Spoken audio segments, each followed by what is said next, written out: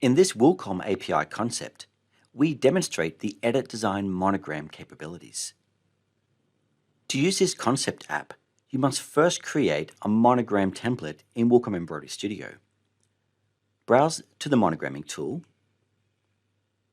select a design template of your choice, customize it with the letters of your choice, the style of your choice, including font, and any decorative ornaments. Once you've finished, save your monogram design as a wilcom.enb file.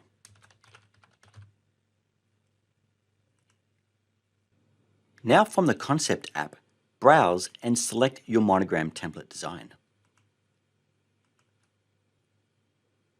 The API will read that monogram design and extract all the design information, including size, stitches, and colors, plus also display the monogram and make available the editable elements of that monogram design.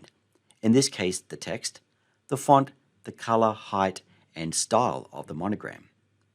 Personalize your monogram using the fields available.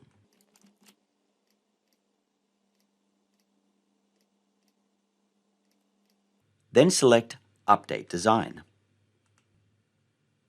The API will apply your changes to your monogram design, display the result, and if selected, show the Edit Design recipe.